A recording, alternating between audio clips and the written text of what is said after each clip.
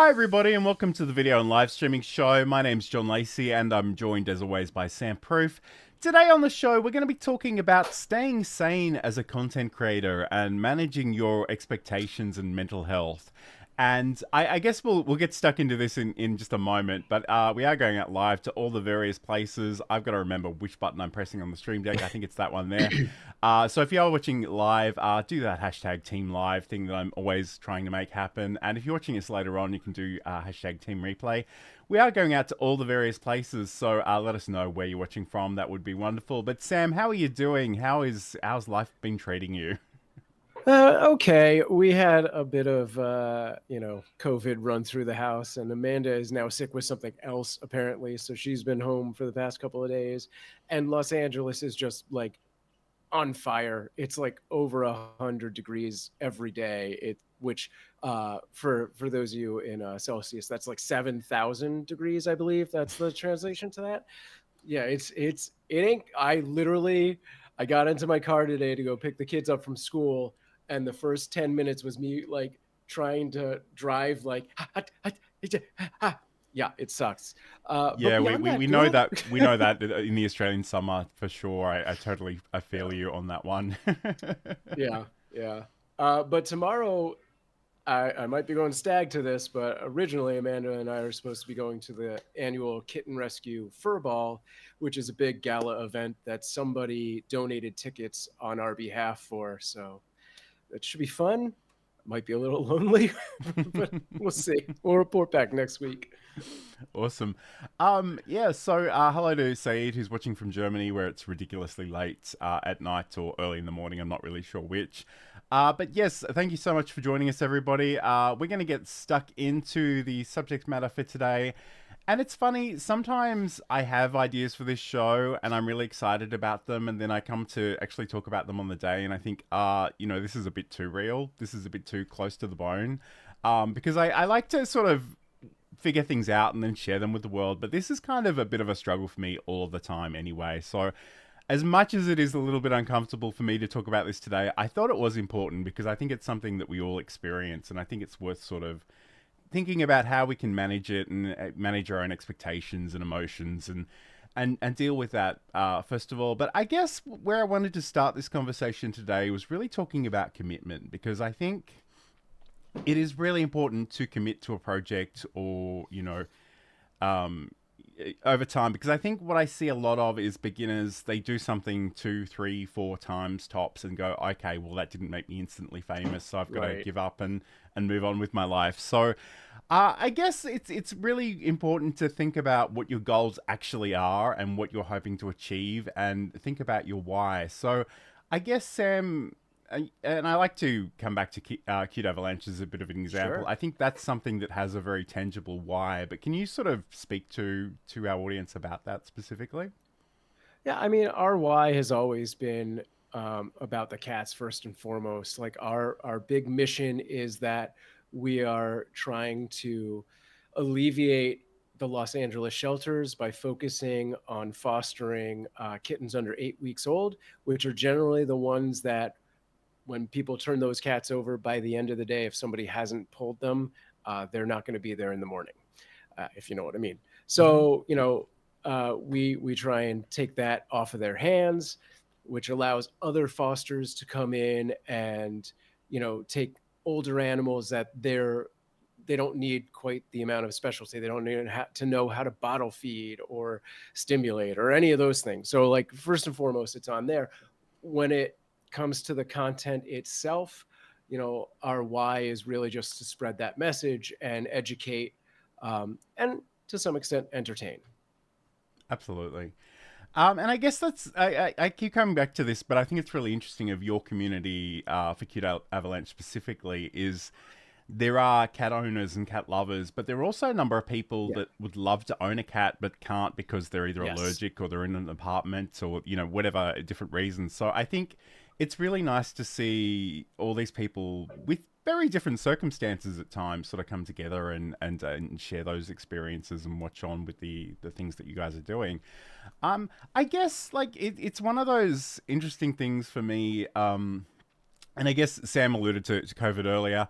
The pandemic was a weird time for all of us, and I think Yeah. looking back at it, I was very conscious of the fact that at that time I was sort of teaching face to face. I was lugging these laptops from different venues and dragging them in this giant trolley, and teaching people anything from basic word processing to like advanced web design and development stuff. So obviously, the lockdowns here in Australia happened. My work dried up in a matter of weeks, and it Mm. wasn't really a big deal. And in the sense, like I remember sending out these emails to various people that, in retrospect, probably sounded really desperate, like I needed the money. But the truth was, I was kind of bored out of my mind after that first week. I was just looking for something to do.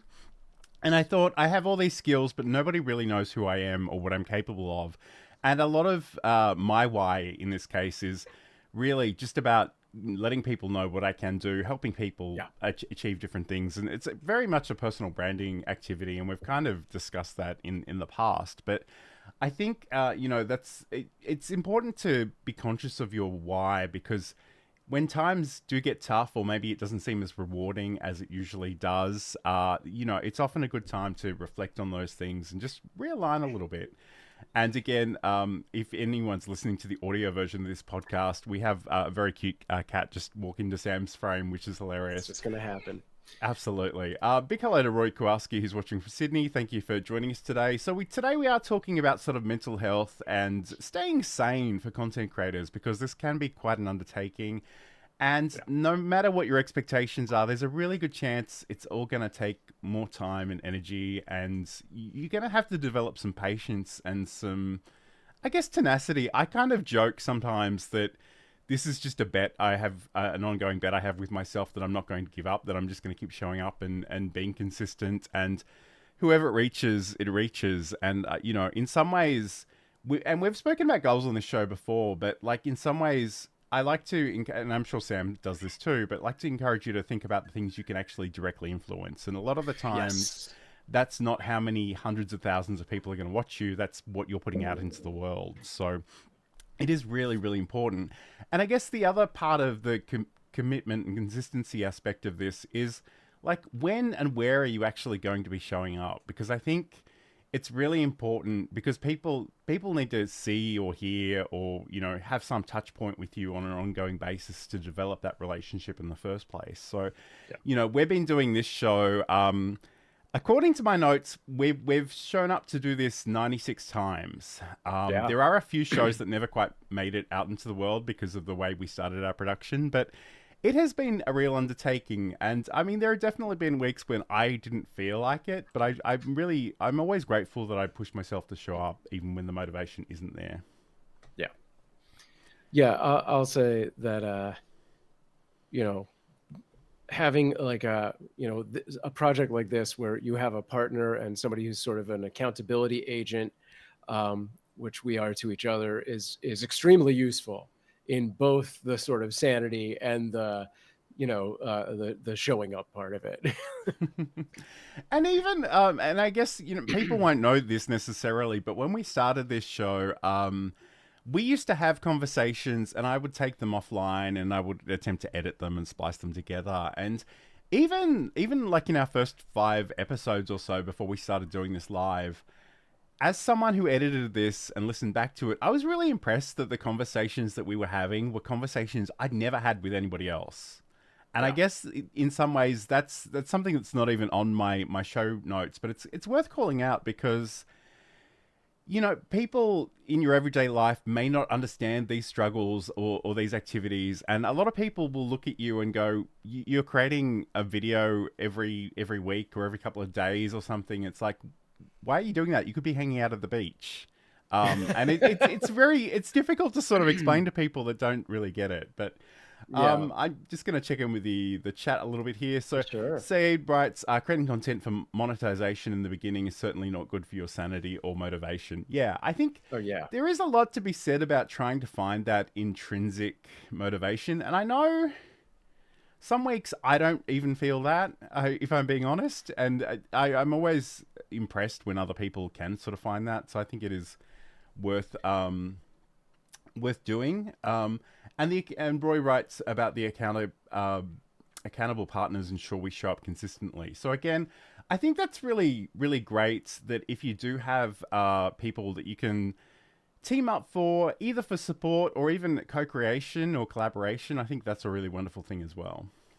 Yeah, to speak on what Saeed said about monetization from the beginning, like if you're going into creating content and your why is I want to make money, that's you're gonna burn out. Like that's not a strong uh, backbone to have for content creation. Like it's great to have the forethought of like how will this make money, but to make that the sort of main drive of it is just going to drive you crazy.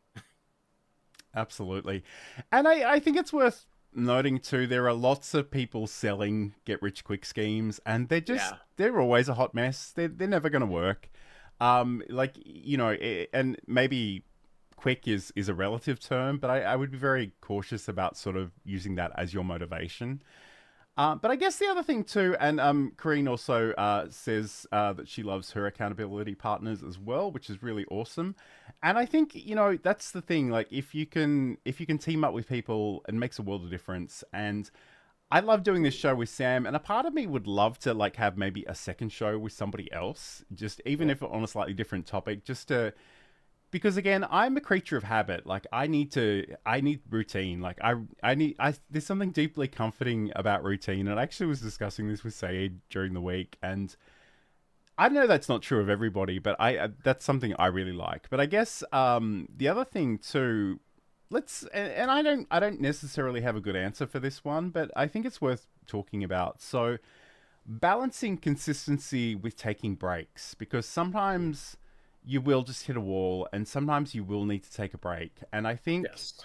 it's really tricky to negotiate that because, if, and I'll use myself as an example, I haven't recorded a podcast episode in, I don't know, six to 9 months, probably, if I'm being honest. Yeah.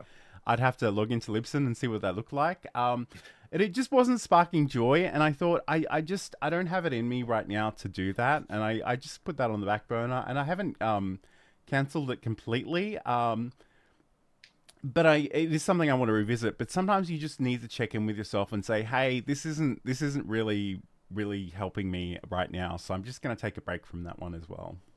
Yeah. I mean, I think when anyone goes into doing content, you really need to sit down with like a full month of your time and like just look at it and put in all of the like necessary obligations. Like this is when my full-time job is. This is when I should be sleeping for 8 to 10 hours, whatever it is. Like give yourself a reasonable amount of sleep.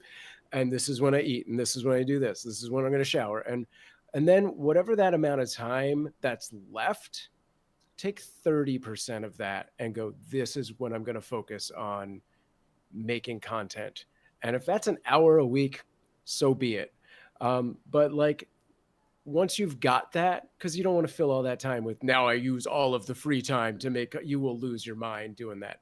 Take a Mm, small portion of it, dedicate that to content, and dedicate the rest to having fun and relaxing. Um, and then work on workflows, because the better your workflow is as a creator, the more time you're going to get back on it. And then when it comes time to be like, okay, I need extra time off, you've maybe got that workflow down so good that you can schedule things in advance and have them going out, and people won't even realize you're taking time off, but you can be. Like when we do this show and I turn it into a podcast, I don't do every single episode that same week. I do about 3 or 4 in a batch in one day, and then they're scheduled to go out. And then I don't have to worry about those for another 3 to 4 weeks. you know, like, absolutely. And I guess, first of all, hi to Gabriel, who's watching over on LinkedIn, I believe. He did a really cool thing. And again, forgive me if I'm getting this wrong because it was a bit of a blur yesterday, but he did sort of a roundup of upcoming LinkedIn events, and I think he promoted our one as well. So thank you for that. nice. Thank He you. also writes that I believe in taking breaks. They are important to reset, recharge, and rest. It's where I find my peace before I come back to creating. And I just want to go back to that point that Sam made a moment ago. It's again, I'm a very habitual person, so I need to think about that and be mindful of that. And in a lot of ways, the way I start a project is I think about what's the smallest thing I can deliver on a consistent basis. And Yes. whatever consistent looks like for you, it could be once a month, it could be once a week, it could be daily if you're really ambitious. But once I commit to that and I start doing that, not only will you learn things along that way and you'll ultimately develop that workflow again that Sam sort of alluded to earlier. Um, but once you've sort of mastered that, then you can think about potentially adding something else on. Like you don't want to run too much with things. And I've seen people that like 2 weeks a year will just post something. Will post twice a day, every day for 2 weeks, and then they'll just ghost for the rest of the year. And it's just, I think you've got to sort of think about how you're going to manage that. And again, it could be sort of batching content. It could be a number of different things, but it's definitely worth sort of keeping in mind and just thinking about the sustainability of that more generally. But before we move on to our next segment, I just want to talk briefly about being a consistent human being. Because I think that's important because I see a lot of people just jump from thing to thing to thing, and all the social media experts are now AI experts. And I'm like, okay, that's an interesting flex, but you do you. But I think a lot of this comes back to relationship building, and if I don't know who you are as a person, that potentially can be quite jarring. If you're one person week one and then you show up as a completely different person week two, it is kind of important that you bring yourself to that and be a little bit open. And I say that as someone who is a painful introvert. So I know it's not always easy, but it is something I certainly aspire to. Yeah, for sure. I mean, yeah, I don't know that I can add much more to that, but like, yeah, if you're going to be on multiple things, you're going to do multiple projects, you're still you at the end of the day. So like, don't present yourself differently on one project as another, like maybe slight heightened versions, but you're not suddenly Pirate Jack and whatever. that would be a huge undertaking to like keep all those personas going. I mean, Sam struggles enough with just himself and Raz, which is a bit of a deep cut. If you don't know that one, message me later. I'll explain it to you. But this is the video and live streaming show. Today we're talking about staying sane as a content creator. We'll be back in just a moment. We are constantly training our cats every interaction that we have with them. So when Johan would get on my counter before, this is 10 years ago, before I was the cat expert that I am now, Johan would jump on the counter. What was the first thing I did? I'd say his name, Johan. He loves that. That's a reward for him. He said, you just said my name. I would go over to him and I talk to him and be like, you can't be on the counter. Johan loves when I talk to him. Ding, that's another reward for Johan. I'd pick him up and put him on the ground, but I didn't want him to think I was mad at him. So when I'd pick him up very nicely and kiss him on the head and say, I love you, but you can't be here. I'd put him on the ground. I had just done 3 things that rewarded him for being on the counter. So I was encouraging him to continue doing that. And that's a segment from Sam's podcast, Just Kidding Around, which you can learn more about over at cuteavalanche.com. This is a video and live streaming show. Today we're talking about staying sane as a content creator. I just want to check in with the chat a little bit before we continue on to the next segment. Gabe writes, the point that Sam talked about, workflows is vital when you are creating. I do a live events guide that posts daily on LinkedIn. There is a system behind being able to pull it off daily. So yes, it's worthwhile sort of thinking about how things actually work because, and again, like this, in some ways I worry that this might be a personality failure on my behalf, but I really do, like it's really important to me personally that I touch things and I do them manually and I don't like the AI tools, and I need to stop bringing it up because I swear we lose viewers every time I mention it. But you've just got to figure out what works for you, and that could be different things. And I think there are certain market leaders, especially in terms of software, that there are the Canvas, there are the I can't even think of the other example I was going to give you. Like there are certain things that are very popular, and it's worth trying them out. But just you don't have to use them just because everybody else is using them. Just decide if they work for you or not. Gabe also writes, it's the same approach when I do an everyday live stream program as well. The secret sauce is having the system in place to streamline the process. Yeah, For absolutely. sure. Yeah. And I think, we don't go to any great lengths to hide the facts of how this show is arranged with its 4 segments and its breaks. That's sort of a creative constraint that I think works pretty well for us.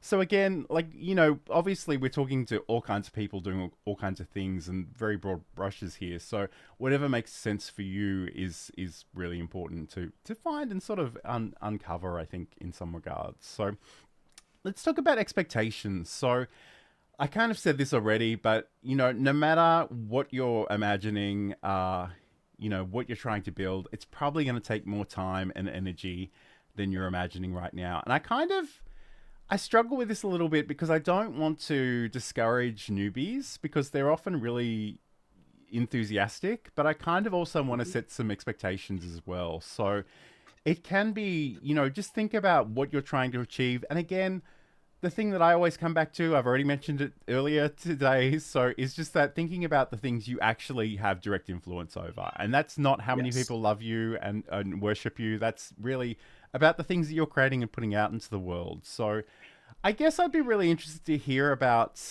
how people in the chat sort of manage their own expectations as well.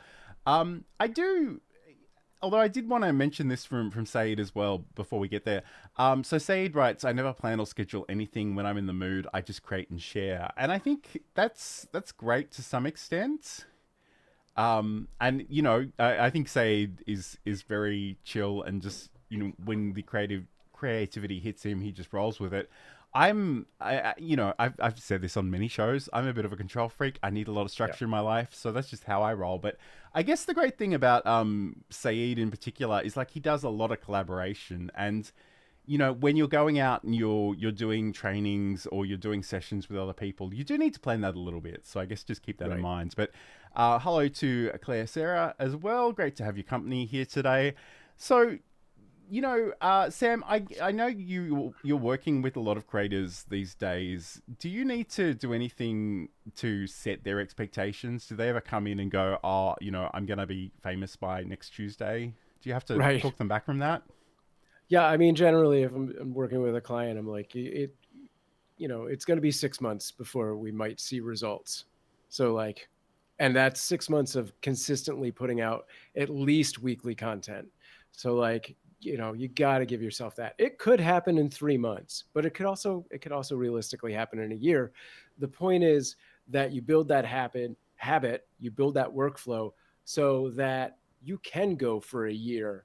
And when it breaks, and you'll have all of this archived stuff to look back on and be like, also there's this stuff. So it's there, you can't make content for virality.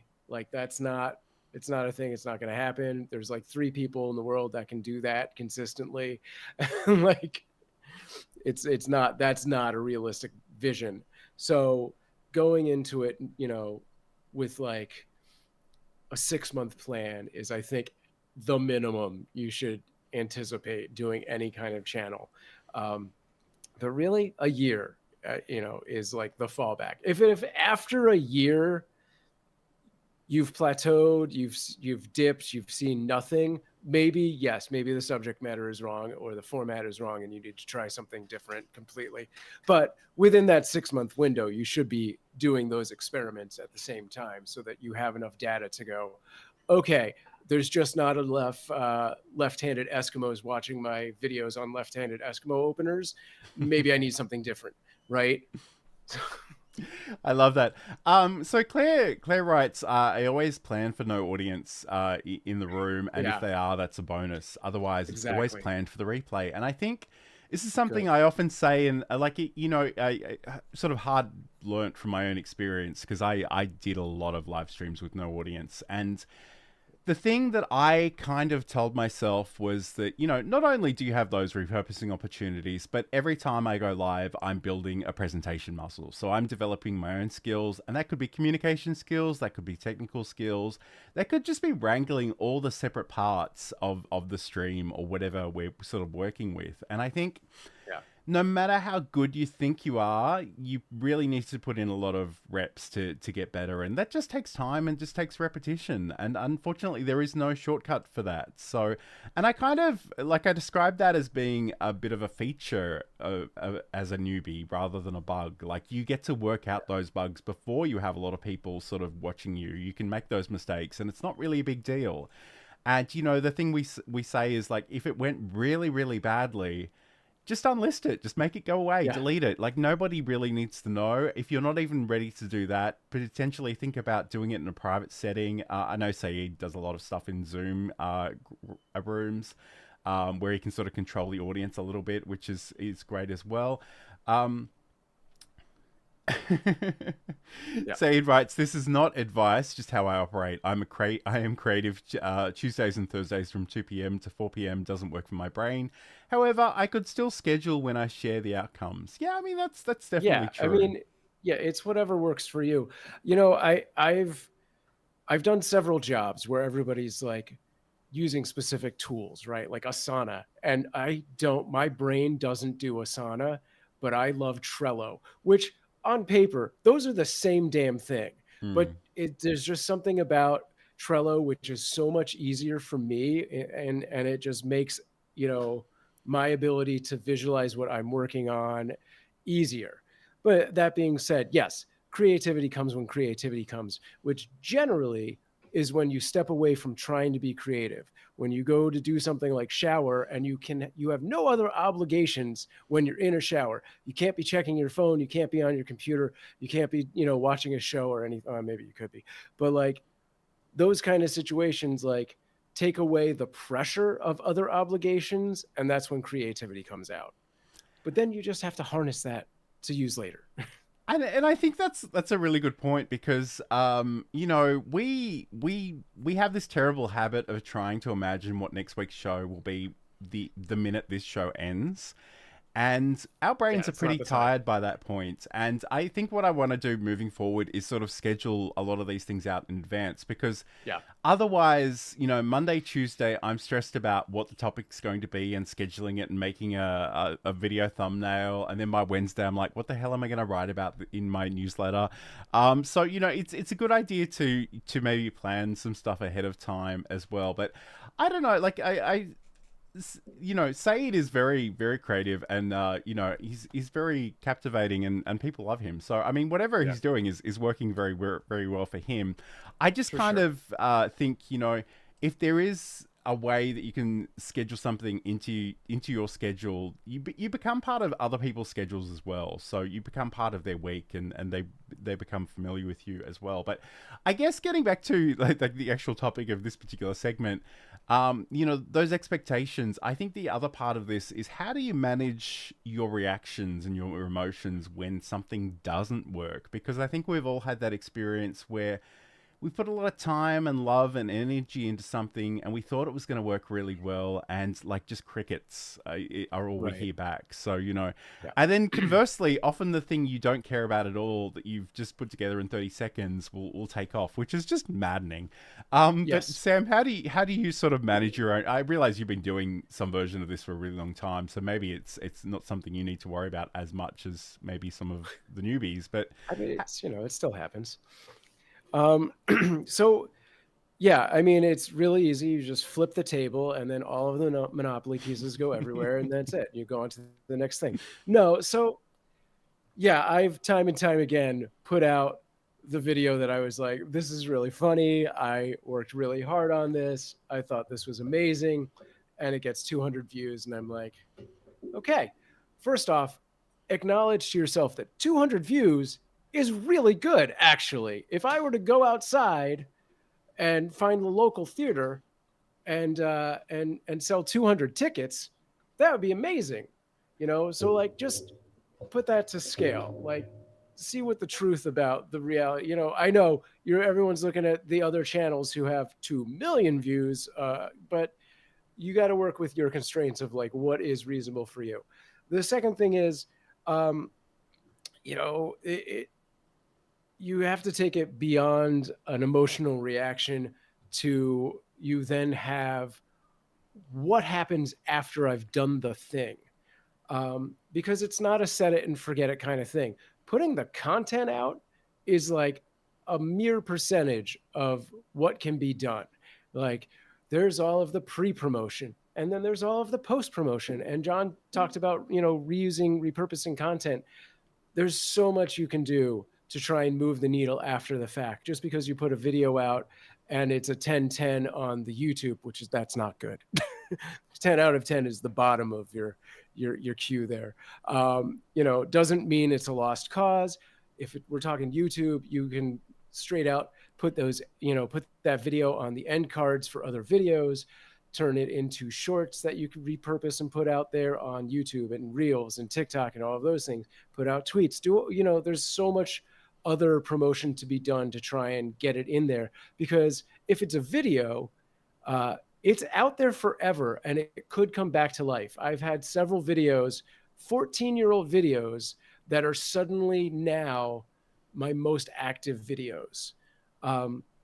So it's, you have to like go beyond your reaction, and managing your reaction just has to be like, what should be done at this point. And I think it's really worthwhile to think about the framing of the feedback that you get, because, 200 views on YouTube may not seem particularly impressive, but can you imagine speaking to an audience of 200 people? Yeah. Like that would be really, really cool. And I guess, like, Sam and I, we're older type folk. So, the internet hasn't always been what it is today. And back in high school, I wrote and recorded all this music on a computer, and I made some software on a computer, and I would physically burn discs, CDs, and DVDs, and sell these things to people to people at school and teachers and stuff. And I think maybe I sold 10 or 15 of those things. But you compare that to the affordances that the internet gives us. It's I think it's sometimes it's really tempting. And again, Saeed sort of frames this in an interesting way. There's always someone who's doing worse than you. Not sure how motivating that is, but it's true. And I wish I was a better person, but sometimes the thing that actually does make me feel better about myself is just finding somebody that's doing a worse job than me and just watching their content. Yeah, I mean, your video, you put a video out that gets 200 views. There's thousands, millions of videos out there that get under 50 views, So like, it's gonna be okay. And I mean, like, it's you say under 1,000. Like, there are a lot of videos that have somewhere between 1 to 3 views. So again, that's what I'm saying. I guess just don't get too fixated on the numbers, and we'll talk about that in the next segment, because I think it is kind of important. But this is the video and live streaming show. Thank you so much for joining us. Hi, I'm John Lacey, and in Build a Presentation Muscle, I want to talk about finding your voice, refining and sharing your message, using tools and technology to share that message, and looking after yourself as a creator.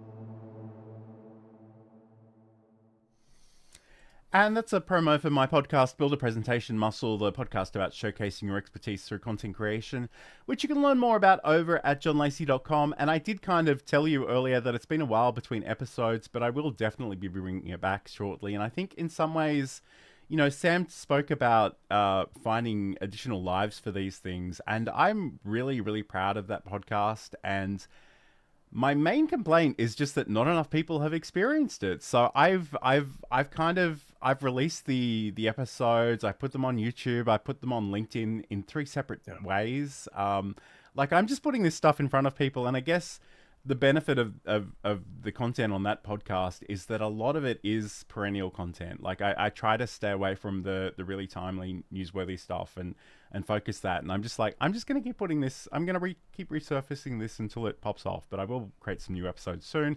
So if you heard them all, just stay tuned for that one. But this is the video and live streaming show. Today we're talking all about staying sane as a content creator, managing those expectations, managing your mental health. And I guess the elephant in the room that we're going to talk about right now is comparison. So it's really, I mean, the thing about the internet generally is we have so much access to so many stats and numbers and figures from our own content and other people's. And it's really tempting to compare them. But I think, first of all, I don't know that it's always obvious what these numbers actually mean. And I see a lot of people jumping to conclusions, which I think is a bit rash. I think sometimes, you know, like the only thing that I kind of prioritize is that I'd really love to see the numbers going up.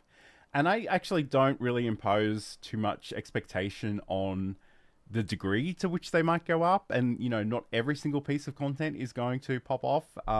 In fact, most of them probably won't. You know, those ones that do really well are often outliers. But again, and I have a feeling Sam's going to mention some names of people that I usually roll my eyes at in this segment, which is fine. But I mean, obviously there are some very popular people doing amazing things, and we love that for them. But again, if you're starting from scratch, you don't want to be comparing yourself to those people, because they've been doing it for 10, 15 years. They have a lot of money and resources and entire teams that they can dedicate to this. And I think it's really, really a bad idea, except in maybe the example that Saeed gave us, where you're comparing yourself to somebody who's doing less well than you. That can be a useful thing emotionally sometimes. But again, Sam, like, you know, as someone who is working with creators, like, do you need to sort of tell them this explicitly to stop comparing them, or are you encouraging them to look at these sort of statistics? No, yeah. I definitely avoid any kind of comparison to that extent. I'm not pulling in someone with 2,000 subscribers and going, no, this is what you can be doing that Mr. Beast is doing, because that is not reasonable. They don't have the resources. They don't have a full production team. That guy has entire employees that are just there to translate his videos into other languages and, you know, redo those videos. Like, you don't have that, you know, ability. You don't have those resources. His like 20, 30, 40, I don't even know how big his team is. It's stupid. So if anything, you find the other people that are doing content in your niche and look at what they're doing. Don't look at the numbers. Just look at what they're doing. Find the people that are close to your range. You know, if you've got 2,000 subscribers, they've got 2,000 subscribers, then good. That's a great comparison to make. Even then, maybe you don't need to do it. But, you know, if you're going to make comparisons, stay in your lane and find people that are about the same as you. Because even on the smaller scale, if you're comparing yourself to somebody who's in the partner program and you're not a YouTube partner, that's a whole different ball game. They've got different tools available to them. They've got money coming in. You know, it's an unfair comparison to you. And at the same, you know, to bag on what Saeed said, but to the same extent, if you're looking down to someone who's way beneath the bar that you're at, that might not be helpful, actually. It might make you feel better, but it might not help you push to the next level. Because when you're doing comparison, what you really want to see is, what are the topics they're covering? What are the formats they're using? What do their thumbnails and titles look like? And that's pretty much all you need to see. Like, absolutely. And Saeed writes $1 in the Mr. Beast jar because, of course, you know, we had to drop that in there, didn't we? Jar? Yeah. It's funny. And I guess, you know, I think the thing that we're talking around here a little bit is that comparing data can be potentially useful, but from an emotional perspective, it can be so damaging, especially to somebody who is new and just doesn't have a lot of confidence, is probably doubting every decision they've ever made on a daily basis. And I'm literally talking about myself here. And it's funny, like the YouTube app sends me a notification about my stats every week. And I got to tell you, I haven't looked at one of those in a really long time. Oh, yeah. And the slightly paradoxical thing about that is the less I obsess over those numbers, the less I look at them, the better they seem to do. And I don't know that there's necessarily, you know, causation there. I don't think there would be. But I think in some ways it's really important to detach from that as a creator, just to manage your own mental health. And again, it's not to say that you can't look at the numbers, and YouTube in particular gives you an obscene amount of data. And again, I Yes. feel like you probably need some professional help just to make sense of what that might even mean. And when I say that, I mean in a data YouTube sense, not a medical sense. Um, Right. but I guess in some ways, my big thing is that, and I've kind of arranged my entire life around deliverables for my content. So there are things that I do. We do this show, I do my newsletter, and in a lot of ways, I don't want to look up to see how people are reacting to stuff. Like, I mean, I do want to check in with comments and reply to people and build those relationships. But once it's out there, once I've promoted it, I really want to put my head down and work on the next thing. And I just, and I think Sam is probably more of a data scientist than I am in this regard, because I know he's always testing and comparing things. I don't always think it's a great use of my time. I really want to just start building the next thing and move towards that. And it's not to say that there aren't insights to be learnt, but I think you just need to negotiate how you are going to manage that as well. And we've got this little comment here. So, and this is a friend of Sam's, and I swear I will learn your name one week, but this week doesn't seem to be the week that's going to happen. So I apologize. But he writes, if I was going to start a new content creation channel, I'd definitely hire Sam on as an advisor. Yes, absolutely. Thank you, Nathan. Yeah. I would too. It seems like the perfect opportunity to throw this promo. So again, this is the video and live streaming show. Thank you so much for joining us today. Hey gang, if you need help running a live stream or optimizing your YouTube channel, get in touch with me. I can help you get set up with live streaming, operate your stream, strategize your YouTube channel, and so much more. Hit me up at samproof.tv, and I'll talk to you soon. And if you do need help with those live production services or, YouTube management and other things, certainly reach out to Sam at samproof.tv. This is the video and live streaming show. We're talking all about managing your emotions, your expectations, just staying sane as a content creator. And let's talk about progress, because I think, and I'll go back to this comment that Saeed wrote, and I believe he's quoting somebody, but I'm not entirely sure who it is, but don't compare yourself with other people, compare yourself with who you were yesterday. And, may not be literally yesterday, but, you of the past. When I look at where I was a year ago, it calms me down. And I think that's really, really important, because in some ways, the whole premise of my podcast is it's not really about the video you just made. It's not about the podcast episode you just produced. It's really about you building your own presentation skills, your own ability to sort of communicate ideas and to help people. So, I think it's really important. And, we talked about Mr. Beast. Right. I'm sure you could probably go back and find his first video, and I'm sure it would be horrendous. Yeah, they're garbage. Yeah. So I mean, it's really important that you think about where you've come from and how much you've done. And I know Saeed in particular, like he's really good at what he does, but I think and I mean, correct me if I'm wrong, Saeed, but I think it has taken a little bit of courage for you to put yourself out onto other people's shows and platforms as much as you've been doing lately. And I think it's really, really cool. And I mean, people love, and I think he's got one coming up next week as well. So I've got to remember, in fact, I'm going to throw something in the chat bot. So if you want to check out Saeed, the Facilitator is the channel on YouTube. You can go and find him on LinkedIn as well. But it's, and I know we don't like to sort of look back and watch our own content. Like, I know that's really painful for a lot of us, but especially for some of us that have been doing it for 15 odd years. Not looking at anyone in particular, Sam. It can be really, really instructive. So it's definitely worth checking that out. Yeah, no, I definitely, like, especially when I was doing like editing videos and stuff, like I've seen enough of myself. By the time it's a finished product, I don't want to look at it again. I'm like, it's done, it's out there. I'm good to go answer the reply to comments and stuff like that. But yeah, there's a point where I almost walk away from stuff, or I have in the past. And hopefully I've changed a little bit about that. Yeah, I think what Saeed says really, really important. And yeah, the only person you should be competing with is yourself from the past. and that's why you need to build a time machine. No, but yeah, like that is the thing. Can I do what I did yesterday better tomorrow?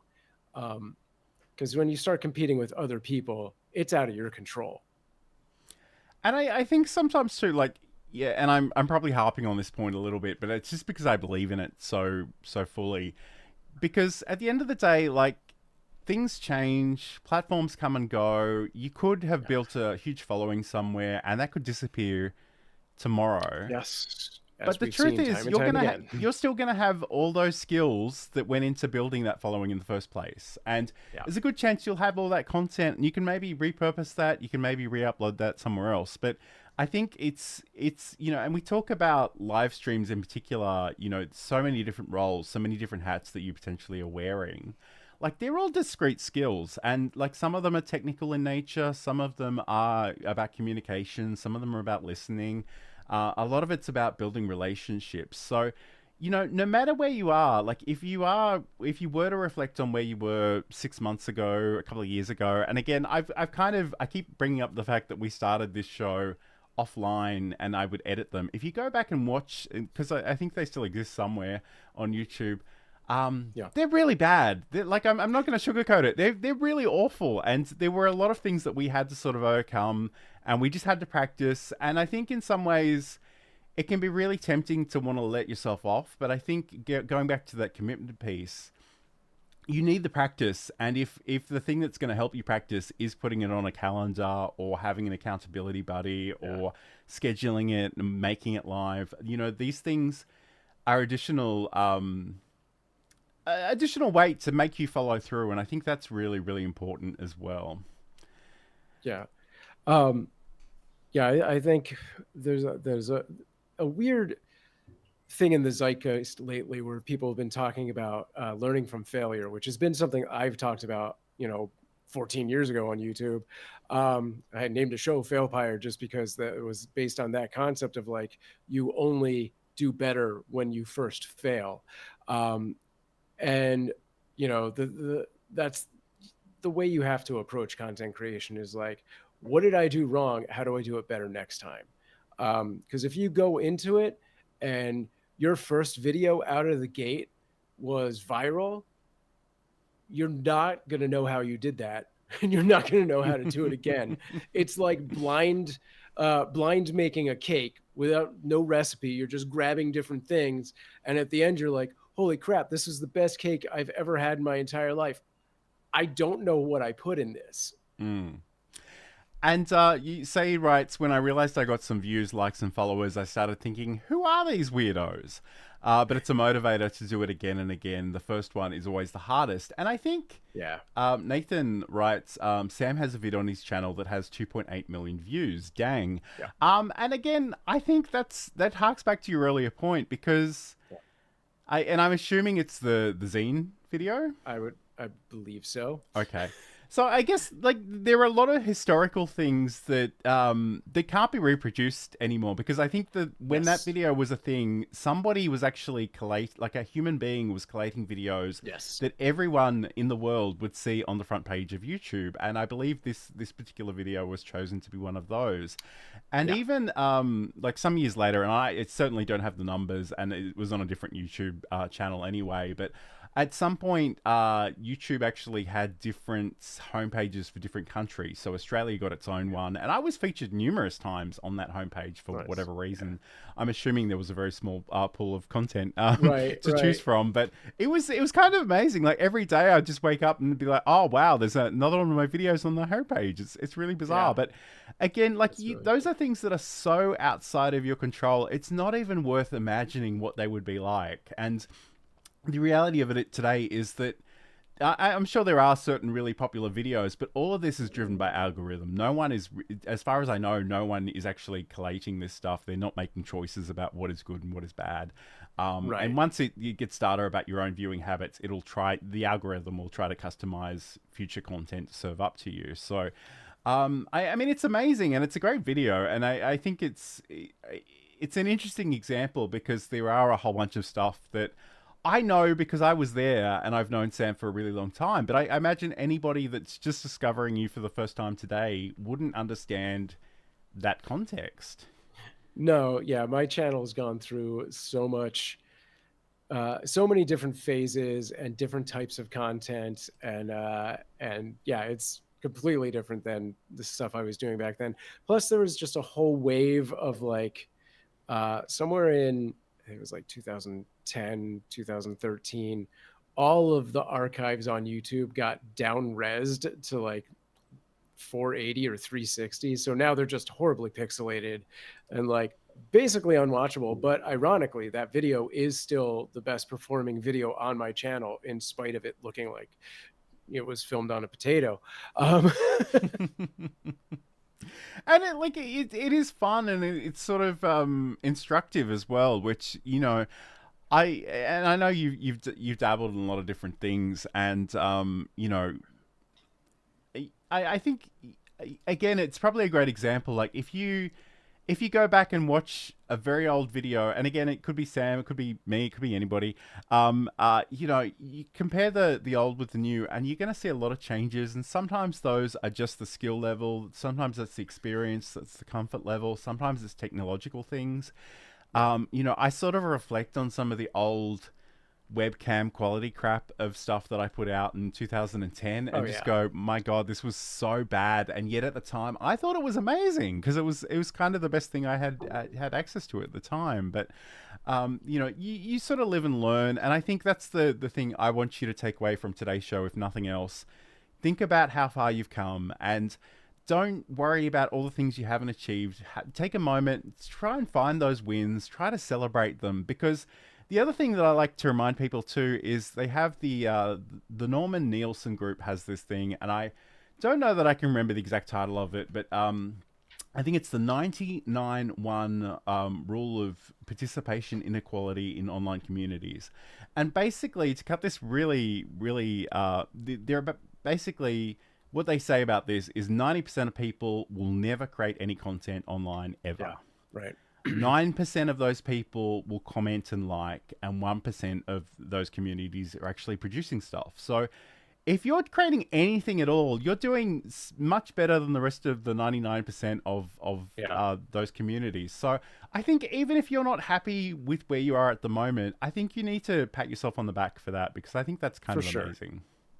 Yeah, I when I was working at Mob Crush, I had a manager, Katie, who sat down with me because we were working on something, and she had me just make a list of all of the sort of wins I'd had, like all of the things I had done in the past that were good, which for me, the minute it's done, it's out of my mind and I completely forget about it. And, you know, it's just move on to the next thing. So when she had me do this list of all of the sort of successes that I had, and I made it as vision boardy as possible with like images and stuff, I just kept it. And now it's like a persistent tab that is open in my Chrome, and I'm like, can scroll through it and, you know, look back and be like, oh yeah, look at this. This was amazing. These are good things. I don't do it all the time, but every once in a while I come across that tab and I'm like, oh yeah. You got to remind yourself of all the things you've done that were great, even if that thing was the 200 view video, because eventually you'll have a 400 view video and you're going to put that next on the list, right? So like just you know, make a list of your wins, make that memory bank of successes so that you feel good about yourself. Absolutely. And I guess, you know, that's something I do struggle with. And like, we've only got 6 minutes left of the show, so Yeah, I won't do the whole therapy couch thing right now, but I think it is definitely worth something to aspire to. Hello to Roy, tech troublemaker, who says now we just need the 98% of people to watch our stuff, which is absolutely true. Yes, so this has been the video and live streaming show. I guess, like, before we wrap up completely, like, do you have any other advice for just managing those expectations and mental health? Anything that maybe we haven't already covered? I know I'm putting you on the spot. It's, you know, it's a consistency show. You know, like if it didn't work, see how you can do it again. See how you can do it different and better, and like keep going. Don't throw the hat in just because one video sucked, you know, or one live stream or one whatever you did. Absolutely. And I think, like, I keep reflecting on this experience. And the thing is, even though I've been doing stuff on and off YouTube and on and off social media for a really long time, most of my channels are relatively new. And, Sam spoke about, having an accountability partner or collaborator. Before I started doing this show with Sam, like, nobody was showing up to my live streams. And I used to do them every week. And it was kind of a little vexing, but I kind of look back at that period of time and just go, it was a really great place for me to develop those skills and try stuff out. And Yeah. it's funny. I think you really need, like, sometimes things will just go wrong and you'll just need to pick yourself up off the floor and try again. And I remember I spent an entire week preparing a show, presentation, slides, like all of the things, setting up the scenes in OBS. I did it. Nobody watched it live. I went back and looked at the recording. I was muted the entire time. And I was just ready to just like burn down the computer and walk away for forever. And I don't know what it was in that moment, but I kind of just went, no, reschedule it. We'll do it again in half an hour. And I did. And people showed up the second time, which was amazing. And that sometimes is useful feedback. And I think like you need to hang on sometimes. You just need to keep trying. So Yeah. I would keep that as well. Nathan writes, I just watched Sam's first video entitled "My Job." He's standing in front of a control center with all these old school tube TVs. Yeah, I was working at a reality TV company. Yes. Okay, Sam. So as we begin to wrap up, I've got to remember which one of these buttons I'm pressing. I think it's that one. Okay, as we begin to wrap up today, Sam, where can people learn more about you, find your content, and all that good stuff? Yeah, head over to samproof.tv. All of my socials are at the top left there. You can scan this QR code. And if you didn't get quite enough cats today, head over to cuteavalanche.com. We have a 24/7 stream and a lot more. Nice. And if you want to catch up with anything I'm doing, you can head over to johnlacey.com. Got the podcast and a whole bunch of articles. There are social media links at the bottom of all those pages. Come find me, especially on LinkedIn and YouTube. That's where I tend to hang out. So thank you so much for joining us. And again, the other thing that Nathan mentioned too is that video was from 18 years ago. So, Wow. That's the thing. I got an email, and I think I told Sam this. I got an email the other day telling me that my LiveJournal account was 21 years old. And I'm like, Oh, yeah. oh my God, we are so old. It's ridiculous. And Nathan also writes there can never be enough cats, which I'm sure is a sentiment many people in the chat can support. So next week on the show, I want to, and again, we're still working out the details, but I really want to talk about Stream Deck plugins because Saeed said something and it made me look up a few plugins, and I've gone down the giant rabbit hole of, and there are so many cool things in there that I wasn't aware of. So I really want to explore some of that next week, and we'll talk about some of our favorites and some of our new finds as well. So please like and subscribe wherever you happen to be watching this, and we'll be back again the same time next week. So have a great week. Look after yourself and sort of look after your inner creator as well. So have a great week, have a great weekend when you get there, and we'll talk to you again very, very soon.